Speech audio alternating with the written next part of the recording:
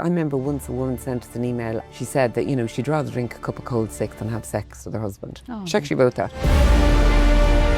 He told me he wouldn't dream of mentioning menopause to his wife because she's so touchy about it, she's in denial, we don't talk about women's issues. He said their marriage is falling apart. There's nothing shameful about it at all. Men do want to learn, they do want to understand. I bought a magnet that I put in my underwear that cost me €35 in Boots, and it's supposed to help with hot flushes. And the only thing that happened to me was I went into the supermarket and the wire basket went whoom, and the chain for the trolley whoom. Stop it. Exactly. Oh. Did it help with the hot flushes? No. So I had headaches, I was sent for brain scans, and nobody mentioned perimenopause. I'd never heard the word. So I set about, as my life's mission, to smash the stigma and the taboo, make menopause mainstream, offer services to women, and that's what I've been doing for the last 6 years. You were the person with the problem, created a solution and brought everybody together. Exactly. By 2027, it will be mandatory for companies over 250 employees to have a published menopause plan. Right, good. Mandatory. Welcome to the Dig podcast. I am your host, Caroline O'Neill, and it's a privilege to bring the best guest to you each week. I have an amazing guest coming up, but before we get to her, I just want to ask you a quick favour. I ask it every week. Some of you still haven't done it. Hit that subscribe button if you're on YouTube. It helps us have those brilliant guests each week. And also on Apple and Spotify, if you're on them platforms, hit the follow button. It means that we can keep reaching out to people and the podcast continues to grow. Thank you so much. Today on the Dig podcast, get ready, buckle up. This is some woman sitting right beside me. We're going to talk about that stage of your life that some people are very anxious about when it approaches. You're going through so much as a woman.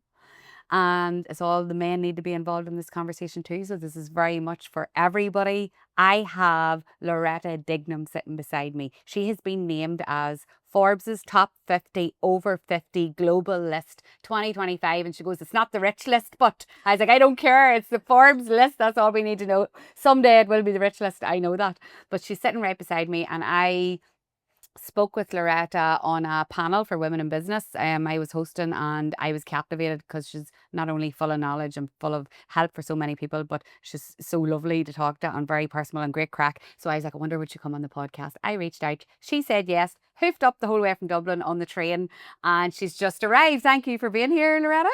Thank you so much for inviting me. I'm absolutely thrilled to be here. Thank you. Thank you so much. And I don't say that lightly about the day that I met you, because sometimes you just meet people and they make an impression, and you did that day. And I think it's because you're such an honest speaker about the things that we go through in life, and all the women in the room were like, yes, when you were talking. So I know that you're going to help so many people, but tell us, you're the founding force behind, and I've written it all down because I really want to make sure I get this right, Ireland's first dedicated multidisciplinary menopause clinic called the Menopause Hub, established in 2018. Now, in this hub, there's a holistic team of GPs, gynecologists, a psychologist, a dietitian, a nutritionist, a women's health physiotherapist, an acupuncturist, and God knows what else that I haven't even listed there. What is the Menopause Hub?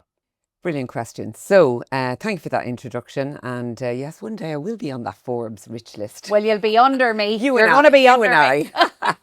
So basically, I was going through menopause. It hit me when I was 49. And would you believe I knew nothing about it? And when it hit me, the only reason I knew it hit me was because I got hot flushes. So if I'd never had a hot flush, I would never have thought I went through menopause.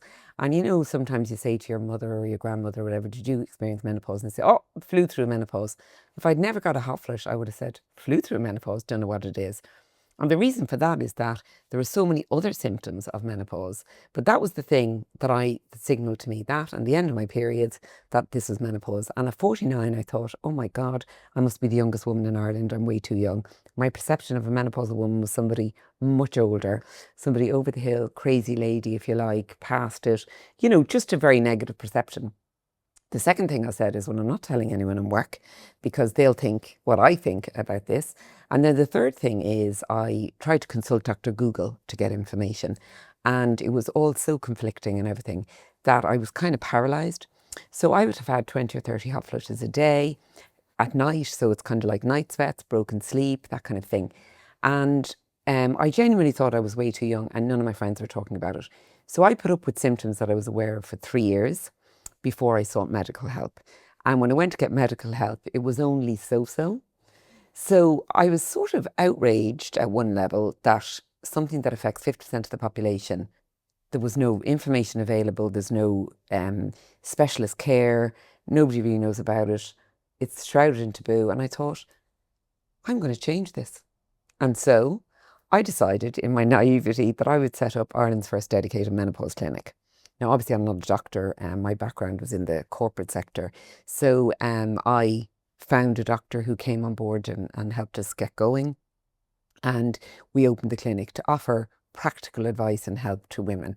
And there's so many things out there at the moment. Like, I bought a magnet that I put in my underwear that cost me 35 euros in Boots. Sorry, probably sterling equivalent, right? And you buy it, a little magnet, and you stick it under your belly button, and it's in your underwear, and it's supposed to help with hot flushes.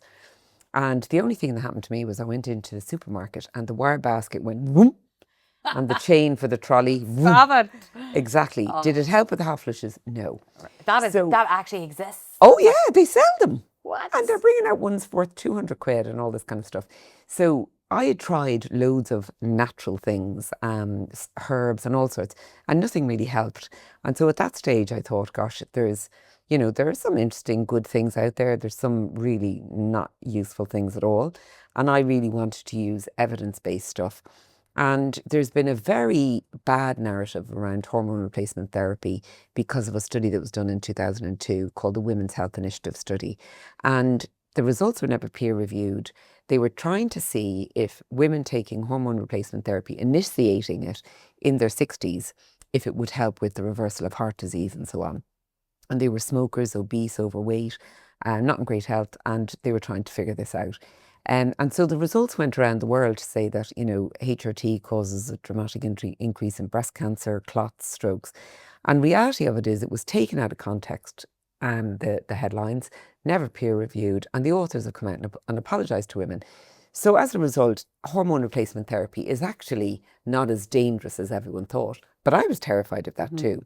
So when I started on hormone replacement therapy, I realised then with getting more information about it that I had 26 symptoms out of about a possible 40 odd symptoms. So I had things like dry eye, vaginal dryness or vaginal dryness, however you pronounce it, urinary tract infections. I put on 10 pounds. I had skin, very bad skin, hair changes. I had digestive issues. I had a feeling of flat mood, not necessarily depressed or anything, but flat mood. A load of different things. And I did not know they were connected to menopause. So I was going off trying to get different sort of diagnosis and from different specialists. I had headaches. I was sent for brain scans. And nobody mentioned perimenopause. I'd never heard the word. So I set about as my life's mission to smash the stigma and the taboo, make menopause mainstream, offer services to women. And that's what I've been doing for the last 6 years. And how amazing. Like, I would always have thought for somebody to set up a hub like that, there would need to be the professional that's actually active in helping the people. But you were the person with the problem, created a solution and brought everybody together. Exactly. And, you just need, I think, if there's a problem, you need someone with, a bit of passion, a bit of energy, a can-do attitude, which is the things I have. I get stuff done. Could use a different word there, but I get stuff done, and I'm passionate, I'm enthusiastic, I've loads of energy, and if I can bring people with me to help me on that journey to deliver the service, then isn't that great for women? And so that's what I did. And we've got 3 clinics now. We've got one in the north side of Dublin, one in the south side of Dublin, and one in Cork. And then I set up a sister business, if you like, which is called Menopause Hub Academy, which has gone into workplaces. So what we've been doing is helping employers make their workplaces more menopause inclusive by helping with policy development, training managers, training HR, training menopause champions. And I talk to, men and women in workplaces about menopause, which my mother, who's from Belfast, would never believe in a million years. She passed away in 2018. And if I told her that today, she wouldn't believe that was possible. And now people stop me and, they talk to me about menopause. Men tell me that their wives or partners are going through perimenopause. 8 years ago, I didn't even know that word. So much has happened in the last 6-7 years. And menopause isn't a bad word anymore. It has, so much has changed, and now you can say the word menopause without thinking you're saying a bad word. Because I would never have said that word to my mummy either, and mummy never mentioned it to me, and I was Nope. only girl, and Nope. you'd think that would. So, but now me and her talking about it all the time because of all the awareness and everything. So she was delighted whenever I told her that we were talking today. But talk to us about the menopause. What is the menopause? Because a lot of men listen to this podcast too. I think it's so important. You said that too. Men need to know. I know Ryan's behind the camera here. There's man in the room. So we shouldn't be not talking about it, and they should know because they're partners. So what is the menopause? Because it's hard for people to understand sometimes what that is. Yeah, the word menopause is a bit of a catch-all, actually. It means a number of different things, really. But it means, so the actual menopause is the last day of your final period. So when your periods stop forever. So what we're doing is we're born as females with a finite number of eggs in our ovaries.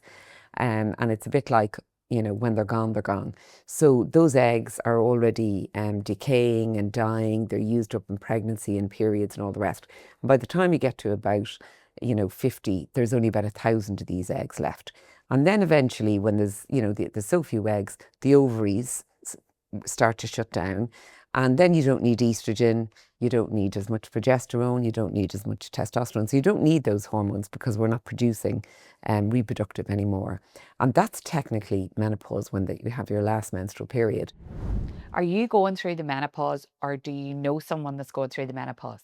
Well, then I'd like to tell you about Menaligna. Menaligna is a fantastic product that has been created by Linwood's Health Foods, who are our sponsor on the Dig podcast. Why is it so special? Well, it is a sprouted flaxseed and chia seed blend. But this is the fascinating part, is that it has an added 3 grams of flax hull lignans. And I was reading up, lignans mimic estrogen.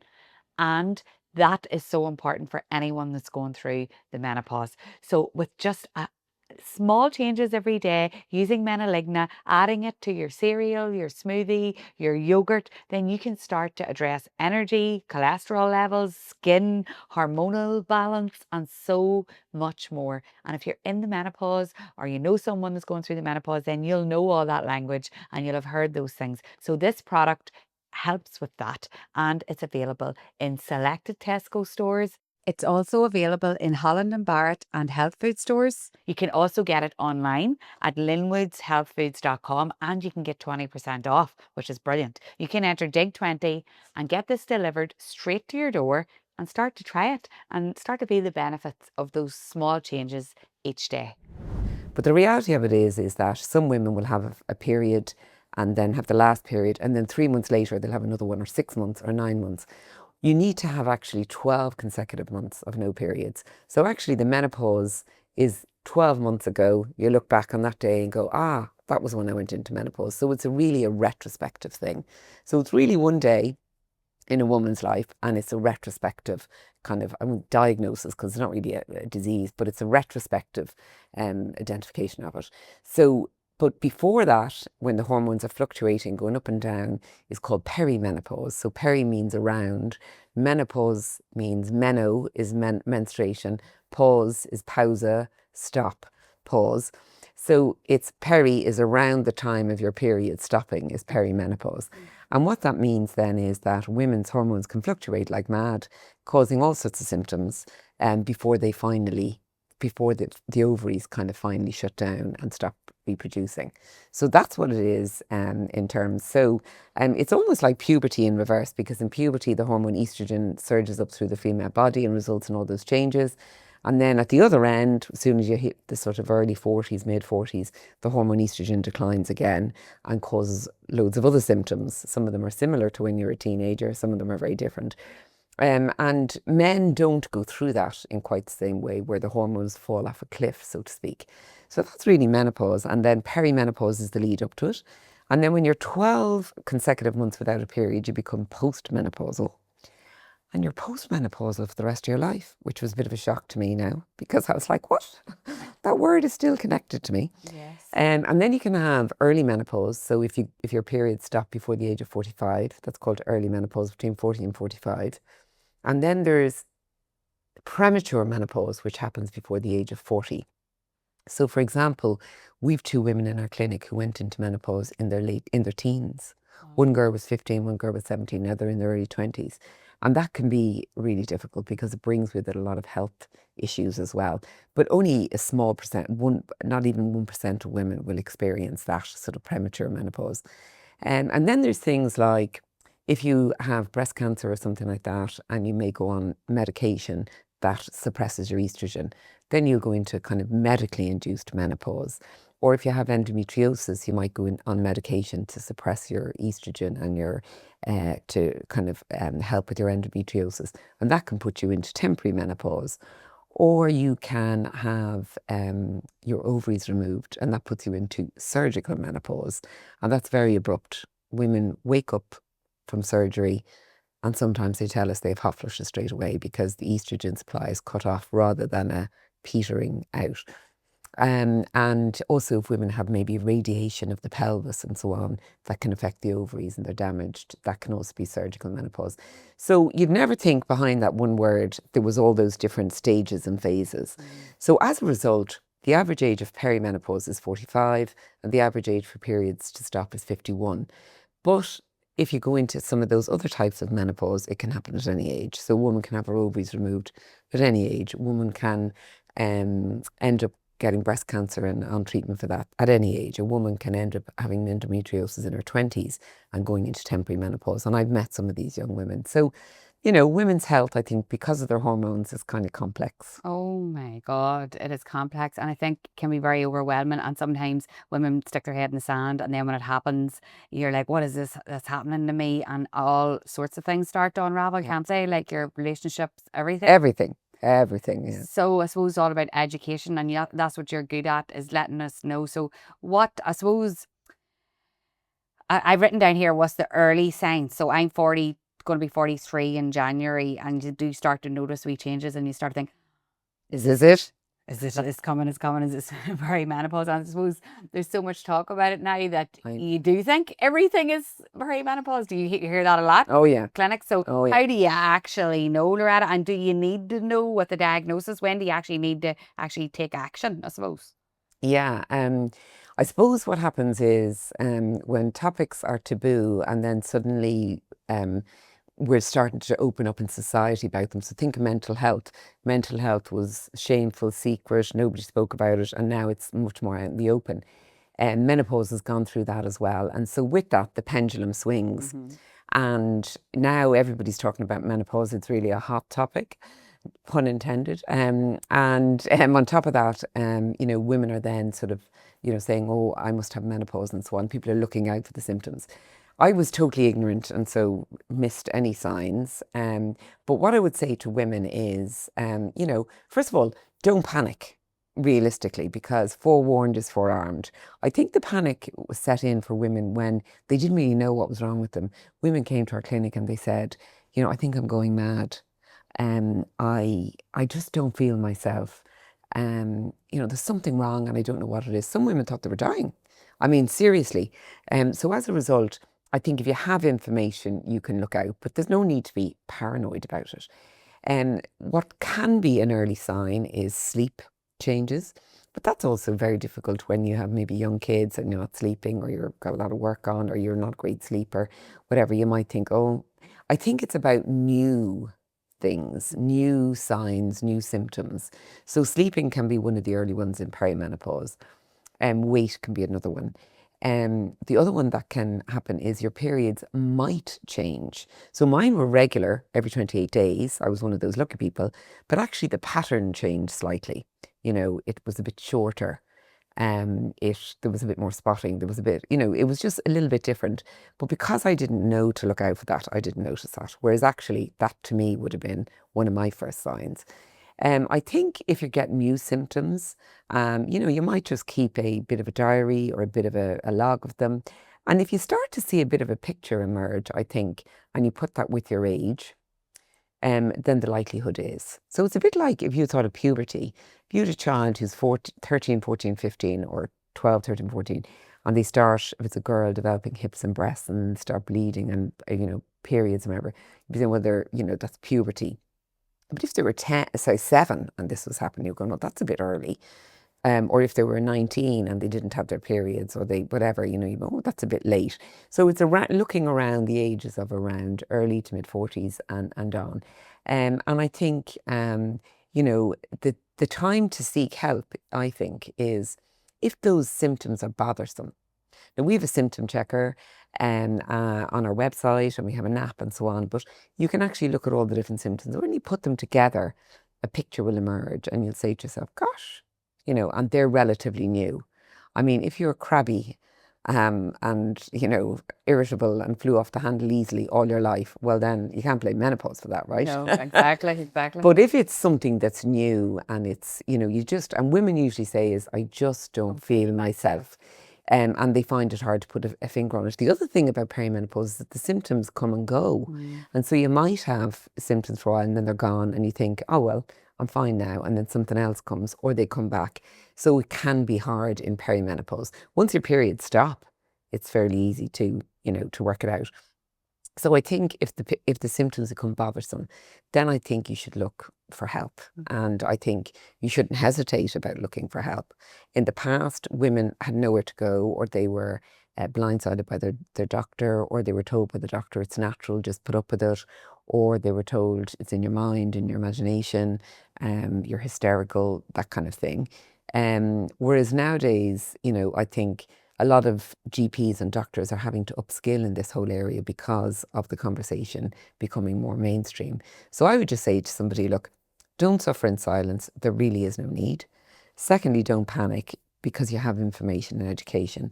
And third is seek help when you feel things are, becoming a problem for you, is what I would say. But you don't have to run with every tiny little thing. Do you know what I mean? And get sort of a bit paranoid and obsessed about it. And I think in time, it will become part of our lives, and education around it will change, in that will become a bit more normal, a bit more acceptable, and a bit more like puberty. Yeah. But it will take time. It will, but it's definitely on the change, and you're not afraid to say it now, which is great. Exactly. And ambassadors like you speaking out at events and all the women in the room, you can see, I'm sure you see it all the time. All the time. Oh my God, that woman saying out loud how I'm feeling or what I'm going through. Are you looking for the best business support to navigate today's working world? Maybe you want training with like-minded women and allies, or maybe it's a safe space to share challenges with expert guidance and peer support. The Centre of Learning offers all of this and far more. More than 20 unique programmes, over 4,500 women have been supported to date, 1,000 women mentored professionally. So you can get involved today. Just visit womeninbusinessni.com, search Centre of Learning, we'll link it in the show notes, and you can use the code DIG20 to get 20% off any of the programmes if you book before Thursday, the 4th of December, 2025. The very first time I was on national television on Virgin Media, whatever, what women said afterwards was, oh my God, when I heard you speak, that resonated with me. And I felt not alone. I felt, oh my goodness, there's somebody else talking about this. I'm not going mad. It's not just me. And I think that's the power of it. And the fact that people are openly talking about it makes people feel not alone. The fact that there's somewhere to go for help. And there's a lot more information available. There's a lot more understanding. And I drive around with a branded car. Do you? Okay, yeah. What does it say? It says the Menopause Hub all around it and on the front of the bonnet and everywhere, right? And people stop me and have conversations with me. People on the motorway beep. Sometimes they put their head in their hands. Sometimes they laugh. I get the thumbs up from men, from women, everything. And people come up to me when I'm parking and have conversations with me. And that was the whole idea behind it, was to kind of, break the stigma, a bit of a shock value and so on. And when I hear men saying to me, my wife's going through perimenopause, I didn't realise it was so difficult. I heard a programme or a podcast or whatever. I just think that that's fantastic. Because talk about the partners piece for women, because it's very isolating. I've heard a lot of women talk, my community especially, about menopause and how they felt like you can lose that intimacy first of all with your partner and the connection, because perhaps you're going through the mood swings or the loss in interest and being intimate and all of them things. and then that breaks down relationships and can actually lead to divorce at the worst case scenario. Absolutely. So talk about that, because we could go through each of these symptoms. And I know, be here all night. And I think there's a lot of. I mean, we're going to link your website in for people to go in, but I want to talk about the real life things that happen here when people don't look at this. So talk about that, because our partners are very important to us. What happens? Have you heard some stories in the clinic? Yeah. Right, tell us. We've had men come with their partners for consultations and for appointments. And we've had men thank us for the education that they got, and then thank us because their wives have got, maybe they've started on hormone replacement therapy or something, and they said our relationship has improved. So really what's happening is, the woman is going through stuff. If she doesn't know what's going on, that's difficult. Yeah. She can't then explain what's happening. But if she can, and she can engage with her husband and be open and honest about it. I was in a taxi with a guy once, and he told me he wouldn't dream of mentioning menopause to his wife because she's so touchy about it. She's in denial. We don't talk about women's issues. And he said, their marriage is falling apart. Oh. And so I just think for women, is that there's nothing shameful about it, at all. Men do want to learn, they do want to understand. So how it can be affected is a woman can no longer feel sexy. Yeah. She might be putting on weight, she might have skin changes, she might have mood changes, she might have fatigue. So she doesn't feel sexy, she hasn't got the energy or the interest. Her libido might be crashing because sometimes the testosterone goes down for women as well, and some women feel it more than others. Now, I take testosterone replacement therapy, and it can help with the libido. And there's also things like vaginal dryness, vaginal. My daughter, who's younger than me, has me all paranoid about how to pronounce that. How are you supposed to say it? I don't know. I think if you live in America, it's vaginal, and if you're older and live in Ireland, it's vaginal, and if you're a young person living in Ireland, it's vaginal. So one of those, anyway. Okay, well, whatever. We know the drill now, right? We call it the vag dryness. Anyway, so that can cause dryness, and that dryness gets worse as women age. It's one of the few symptoms of menopause that doesn't reverse. And so often you see women, maybe in nursing homes, elderly women getting urinary tract infections. That's part of the reason, is this vaginal dryness. That is not some. That is I just can't believe women suffer as well. I know. Because you would. Is it because of, do people go on like this in other parts of the world? I wonder about the likes of that, because is it the way we're brought up with religion and stuff? The UK is leading out on the conversation around menopause in the world. We are leading out. But are they the people that are leading out? But what about the person on the ground that still doesn't? The ground is coming with us. Good. Okay. Absolutely. Because we don't want, like when you're saying that in urinary tract infections and older elderly ladies and all, you're like, no, don't let them creators go through that. That's not fair. Exactly. So I think that will be different in years to come. Good. So, but you can take a vaginal pessary for that. Yes. With estrogen, that's very low dose, that can help with it. There's creams, there's gels, there's all those sorts of things. So, painful sex is another reason. So, there's all those different things. I remember once a woman sent us an email and she said that, she'd rather drink a cup of cold sick than have sex with her husband. Oh, she actually wrote that because of the pain, the lack of interest, the low libido, and just she doesn't feel sexy, she's exhausted, and with all the family issues and maybe spinning so many plates, elderly parents, childcare, children, a job, and it's just like, that's the last thing on my mind. But actually, there's a lot to be said, and I would say that menopause for some women may be considered the end, but I actually don't think that at all, because I think I'm postmenopausal. I have as much energy as I had 15 years ago. My children are grown up. I have huge freedom now. I call them my kiddos, because they're still my kids, but they're adults. And I have a huge amount of freedom. I am doing what I'm passionate about, and it's wonderful. It's a wonderful, so the menopause to me has been liberating. I don't have moods that go up and down every month. I'm on a flat mood every month. Stable kind of moods.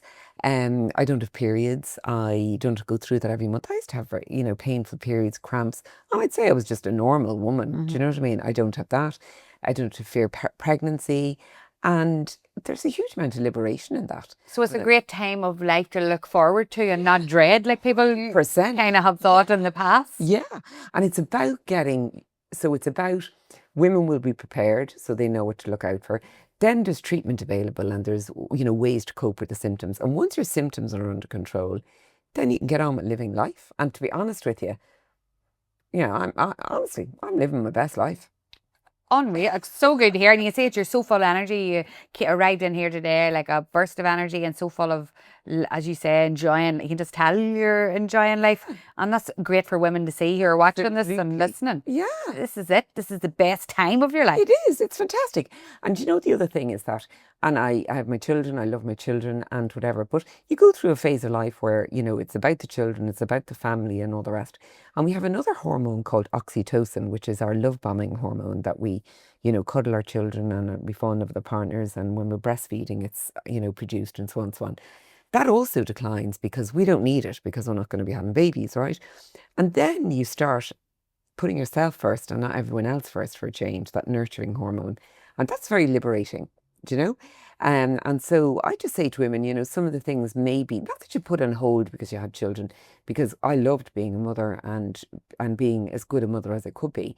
But there's only a certain amount of time for everything. So but now I can do things that I couldn't do, and pick up hobbies that I couldn't do, see friends in a way that I couldn't do, work all the hours if I want. Jump on a train from Dublin and come to the Dig podcast. Absolutely. Yeah. Without having to worry about all that. So I would just say to women is that, prepare for it, seek help if you have symptoms that are troublesome, and, look forward to and embrace the life beyond that. Because we're going to live, the average age of women is 84, but we're probably going to live, another third of our lives. And we need to be in our best health for that. And that brings me to another point, which is that I'm a big believer in women taking a moment in menopause to look after their health for the rest of their life. So I had a petition in the Republic of Ireland, and as you know, down south, we have to pay a lot more for our healthcare and all that kind of thing. So I got a petition together with Sally Ann Brady, who's runs the Irish Menopause, an online support group that's free. She does it voluntarily. And we put the petition together and the minister sent it to the Minister for Health.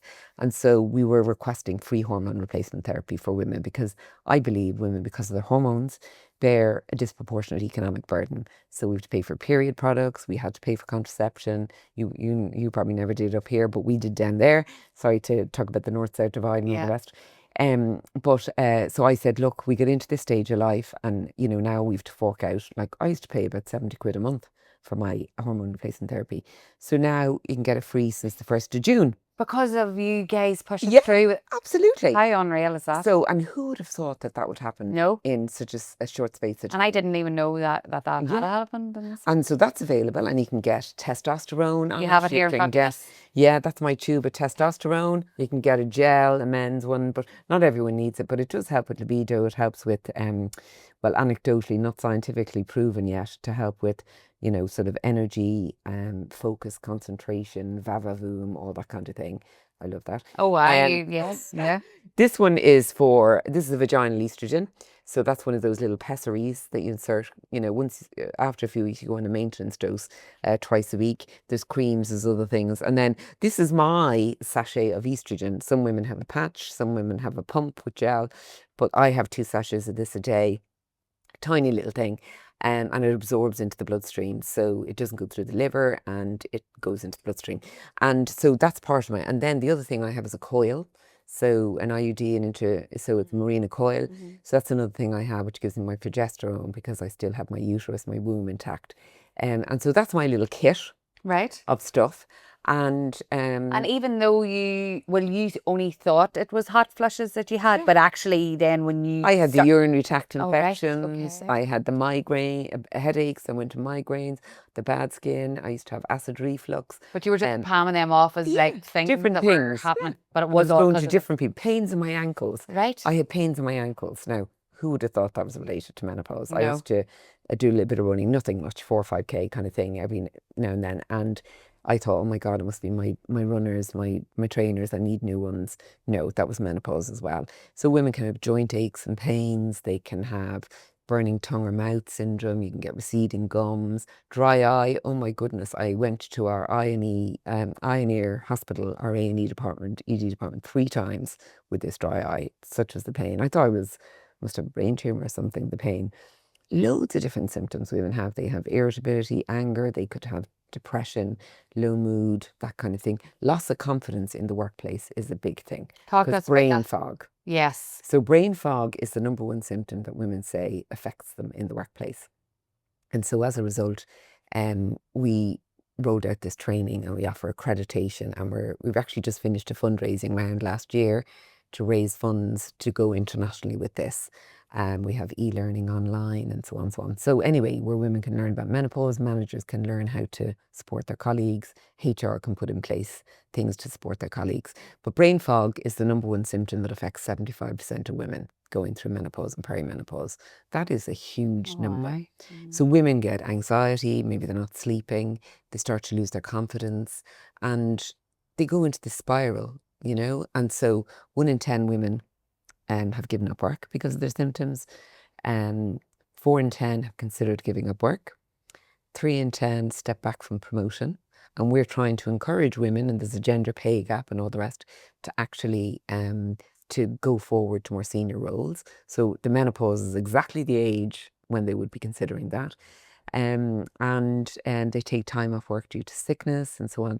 So they really need to be able to, and the biggest thing they tell us is, if I could just even say I'm menopause symptoms, that would be a relief, because they're trying to mask the symptoms all the time.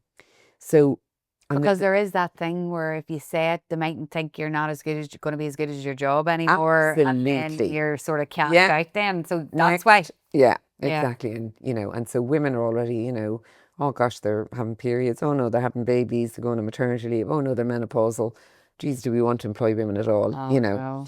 But it's interesting because I said to you before that the UK and Ireland are leading out That's good. in terms of the legislation as well. And the UK have the Employment Rights Bill going through at the minute. And by 2027, it will be mandatory for companies over 250 employees to have a published menopause plan. Right, good. Mandatory. Good. And it will be voluntary adoption from April 2026. Right. So that will be, the UK will be the first in the world to do this. Fair play. That's And you can imagine, you know, Ireland will follow, Southern Ireland will follow soon afterwards. The US, they're about 5 years behind. And I would have thought they would have been. I know. Right. Scandinavians are behind us. Right. Central Europe are behind. Loretta, you've been part of this movement though. Do you not think, like all you women, and as you say, you've, you know, Absolutely. ambassadors that are speaking up for us, as Daphne, the message has been heard? Absolutely. And, you know, campaigning with the ministers. And my big advice to women is, you know, if you're not getting what you need, or you're not getting the services you need, go to your local politician and complain. Have your voice heard. Squeaky wheel gets most oil. I'm a big believer in that. There's power in numbers. Women are no longer, we're the last generation to put up with this. And I can see the next generations, the millennials who are going through menopause, they're calling them the menopause. So the menopause generation won't put up with this, and the generation behind that won't. They're already they talk openly about periods, they talk openly about fertility, they talk openly in a way that Yes. my generation never did. And So, mine, and mine. yeah, Yeah, well, me and you using the same, but I mean, it's definitely not something that we talked about. But as you Never. say, So our the younger world ones, is changing. my daughter, hopefully she's 5, is going to be like, God Going to be knows very different. what she's going to be doing. But great though, I'm Thank you. glad. Thankfully, is right. And I'd written down loads of things. I didn't even look down at my notes now, so I'm like, wonder what else I was supposed to ask. But you talked before we came in. You talked about the fact that you'd wee ones when you were trying to juggle Oh yeah. the work, and then the next thing, like women have to put up with a lot when they're working and trying to be a caregiver, and the mum guilt and all. And you've went through all of that as well. Like we all go through it, right? I have to say now, I was a real career woman and very ambitious and everything. And once I had my children, I didn't realize that actually this is fabulous. I really loved being a mum. And my ex-husband left when my baby and my daughter was very, very small. So I reared my kids myself and worked full time outside the home, and quite a high-powered job, to be fair. And I have to say I was racked. And for any woman out there, I was racked with guilt. I used to rock up to the school gate whenever I could, which wasn't that often during the day. And, I'd feel inadequate. I'd be in work and the men would be able to be in late, early, go to the pub, do golf, do this. I couldn't do all of that either. I made time for the things that I were important from a work perspective, conferences or going overseas or whatever. But I just wasn't as, it was very hard to be available. And I always felt I was, not very good at the things I was doing. So wasn't as good at being a mother. I wasn't as good as at being in a worker or career. And and that was always very hard to kind of juggle. But I worried about the impact on my kids of that when they had friends whose mums were stay-at-home mums and all that kind of thing. But actually, I have two wonderful kids, and they don't seem to be too affected by it at all. And I think women are very tough on themselves. I definitely was and still am, but I was really very tough then. And when I look back, I was doing brilliantly at all of them actually. Do you know what I mean? But I do think we give ourselves an awful hard time. And hopefully that's changing, because I see a lot more with my son. He's engaged now, but I see him and his partner, they live together with a much more egalitarian relationship. I see, I see it a lot young. The next generations coming up seem to have a lot more egalitarian. What's that And I hope mean? that What's continues. that word? Egalitarian, the more equal, you know what I mean? Oh, equal. And Okay. yeah, Okay. it's Yeah. more, equal between them. And I think that's fantastic, because women, have to often bear a lot of the load in terms of family, domestic, elderly parents, relatives, that kind of thing. And we're trying to be all things to all people, and it sometimes can be very exhausting. It is. And spinning a lot of plates. Do you know what I mean? So Like I'm I'm saying, sitting here, I'm sitting here now, and my husband's at home with my three, and it's like that equal relationship, yes. And I couldn't do this job Of course. without him, but I still feel like you felt when you were doing it by yourself. So I think it's women. Yeah. So I'm not saying men don't feel like that. I don't know how men feel in I their need mind. to. But even when you do have the good support at home, Yeah. I still think you're always going to feel that. So I think women need, I suppose, other women to keep talking like this and say it, but also just to be mindful that we're made that way to care so much. I think. Absolutely. But I also think we should give ourselves a break. Oh no. To be honest with you. And guilt is a useless emotion. It's absolutely useless, to be honest. And society can make you feel guilty and all that kind of thing, but actually you can only allow, let yourself feel guilty, if you know what I mean, all that psychology stuff. Do you know what I mean? As in, I know. society can't make you do anything. It's you letting yourself do it. But yeah, we're emotional creatures, I think, women, and we're absolutely. the empathy occurs there and all of them things, and then it just makes you beat yourself up. And then if you're going through flipping menopause in the middle of it, then that's when trouble starts, isn't it? So the Menopause Hub then, so you're talking about this in the site, we've got a southern audience for sure. In the north, can people come to you from all over? Absolutely, yes, women can. The only thing I'd say though is that you have obviously the NHS, and there's NHS services available, and I think there's one private clinic in the north.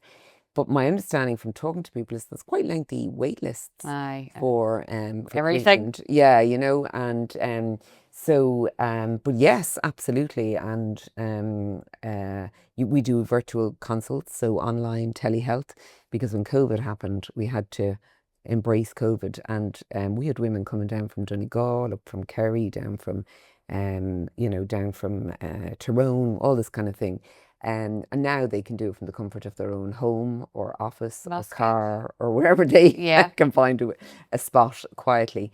And they can do it on their phone, very simple, that kind of thing. So I would say, yes, if you can't get help where you need it.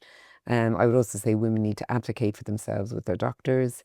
And they need to, not take no for an answer, which is hard to do when you're going into somebody who's an expert and a medical professional. But there's so much information out there that you can go armed with some information about yourself.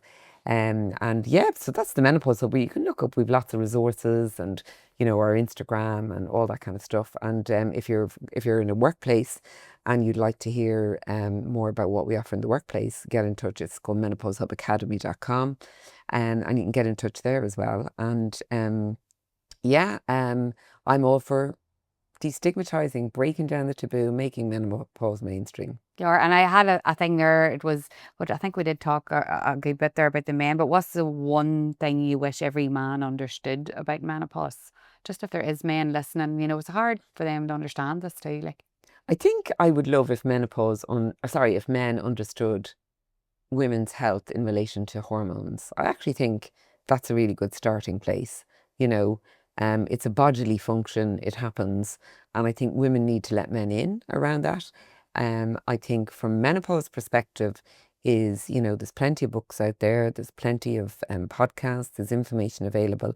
I would say, guys, you know, gen up a little, get a bit of information yourself. And maybe, you know, if you have an open relationship, communication is everything.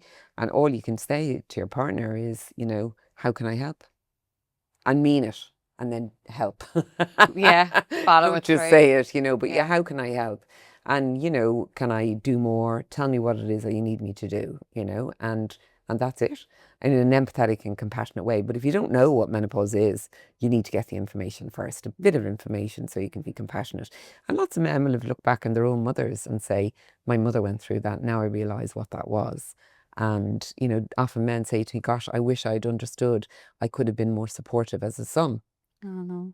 you know? Because there's so many sad stories of women There is. years ago where they actually had to go into institutions. and Absolutely. everything. Mental health Quite sad, institutions, that. psychiatric, absolutely. Yes. Suicide, all sorts. Aye, so we Yeah. can't let that be a narrative that's going to No. happen now. So, and we definitely won't let that happen. No.